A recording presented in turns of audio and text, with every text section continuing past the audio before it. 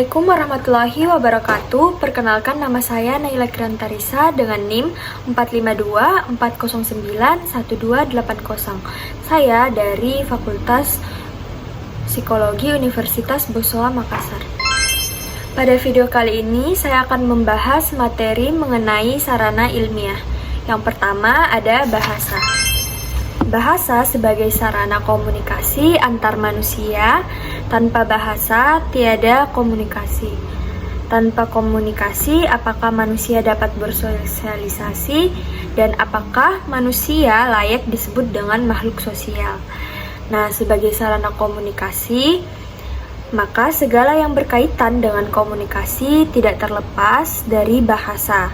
Seperti berpikir sistematis dalam menggapai ilmu dan pengetahuan. Dengan kata lain, tanpa mempunyai kemampuan berbahasa, seseorang tidak dapat melakukan kegiatan berpikir secara sistematis dan juga teratur.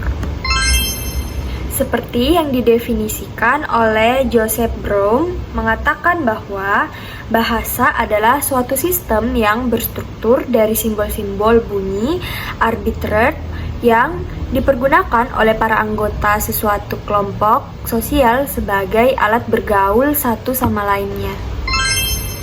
Batasan di atas memerlukan sedikit penjelasan agar tidak terjadi salah paham.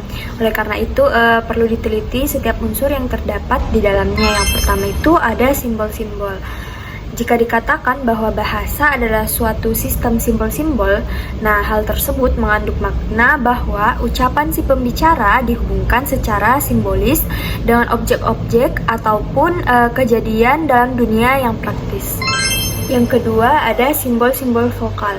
Nah, simbol-simbol yang membangun ujaran manusia adalah simbol-simbol vokal, yaitu bunyi-bunyi yang urutan-urutannya dihasilkan dari kerjasama berbagai orang atau alat tubuh dengan sistem pernapasan. Untuk memenuhi maksudnya, bunyi-bunyi tersebut haruslah didengar oleh orang lain dan harus diartikulasikan sedemikian rupa untuk memudahkan si pendengar merasakannya secara jelas dan berbeda dari yang lainnya. Yang ketiga ada simbol-simbol vokal arbitrer. Istilah arbitrer di sini bermakna mana suka dan tidak perlu ada hubungan yang valid secara filosofis antara ucapan lisan dan arti yang dikandungnya. Hal ini akan lebih jelas bagi orang yang mengetahui lebih dari satu bahasa. Misalnya, untuk menyatakan jenis binatang yang disebut Equus caballus, orang Inggris menyebutnya horse, orang Prancis cheval, orang Indonesia kuda, dan orang Arab hison. Semua kata ini sama tepatnya sama arbitrernya.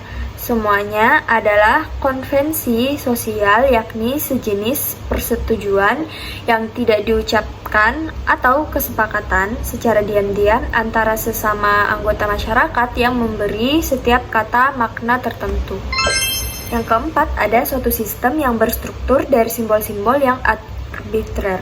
Walaupun hubungan antara bunyi dan arti ternyata bebas dari setiap suara hati nurani, logika, ataupun psikologi, namun kerjasama antara bunyi-bunyi itu sendiri di dalam bahasa tertentu ditandai oleh sejumlah konsistensi ketetapan intern.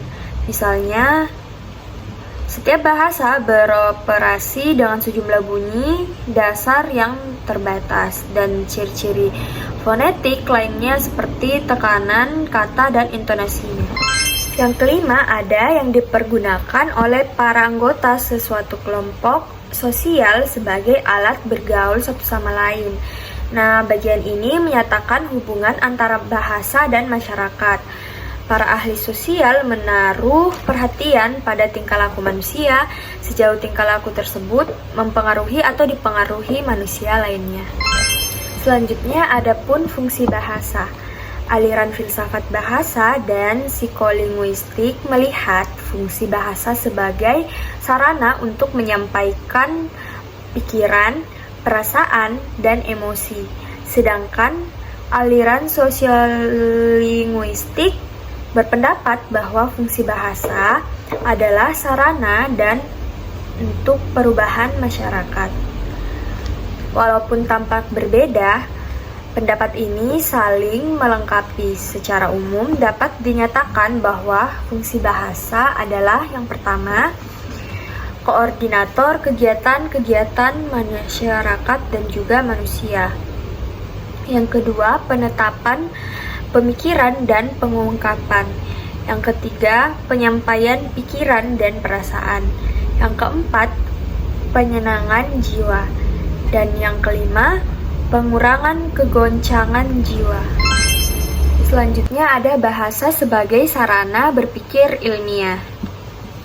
Bahasa sebagai alat komunikasi verbal yang digunakan dalam proses berpikir ilmiah, di mana bahasa merupakan alat berpikir dan alat komunikasi untuk menyampaikan jalan pikiran kepada orang lain, baik pikiran yang berlandaskan logika induktif maupun deduktif. Selanjutnya ada bahasa ilmiah dan bahasa agama.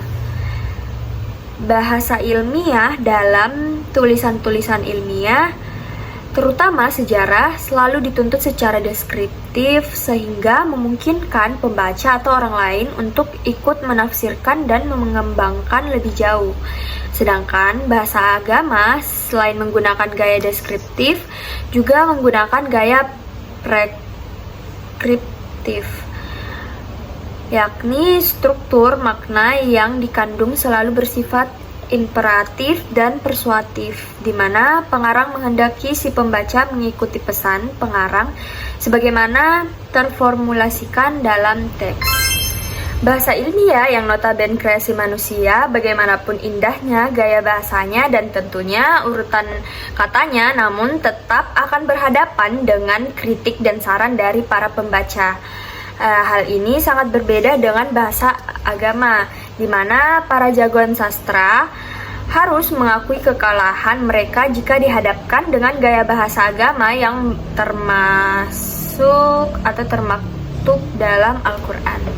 Baik, jika tadi kita membahas tentang bahasa, selanjutnya kita akan membahas tentang matematika. Dalam abad ke-20 ini, seluruh kehidupan manusia sudah mempergunakan matematika. Baik matematika ini sangat sederhana, hanya untuk menghitung 1, 2, 3, maupun yang sampai dengan rumit. Misalnya perhitungan antariksa. Yang pertama ada matematika sebagai bahasa. Matematika adalah bahasa yang melambangkan serangkaian makna dari serangkaian pernyataan yang ingin kita sampaikan. Nah, lambang-lambang matematika bersifat artifisial, yang baru mempunyai arti setelah sebuah makna diberikan kepadanya. Tanpa itu, makna matematika hanya merupakan kumpulan rumus-rumus yang mati. Pernyataan Z sama dengan Y per X kiranya jelas tidak mempunyai konotasi emosional dan hanya mengemukakan informasi mengenai hubungan antara X, Y, dan Z. Dalam hal ini, pernyataan matematika mempunyai sifat yang jelas, spesifik, dan informatif dengan tidak menimbulkan konotasi yang tidak bersifat emosional. Yang kedua, ada matematika sebagai sarana berpikir deduktif. Matematika merupakan pengetahuan dan sarana berpikir deduktif.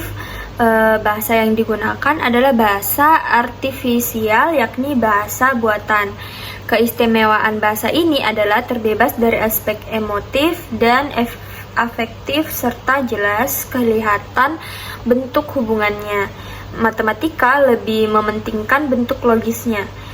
Pernyataan-pernyataannya mempunyai sifat yang jelas. Pola berpikir deduktif banyak digunakan baik dalam bidang ilmiah maupun bidang lain yang merupakan proses pengambilan kesimpulan yang didasarkan kepada premis-premis yang kebenarannya telah ditentukan. Misalnya, jika diketahui A termasuk dalam lingkungan B, sedangkan B tidak ada hubungan dengan C, maka A tidak ada hubungan dengan C. Yang terakhir, matematika untuk ilmu alam dan ilmu sosial. Kontribusi matematika dalam perkembangan ilmu alam lebih ditandai dengan penggunaan lambang-lambang bilangan untuk perhitungan dan juga pengukuran. Di samping hal lain seperti bahasa, metode, dan lainnya. Hal ini sesuai dengan objek ilmu alam, yaitu gejala-gejala alam yang dapat diamati dan dilakukan penelaah yang berulang-ulang. Berbeda dengan ilmu sosial yang memiliki objek penelaah yang kompleks dan sulit dalam melakukan pengamatan. Di samping objek penelaah yang tak berulang, maka kontribusi matematika tidak mengutamakan pada lambang-lambang bilangan.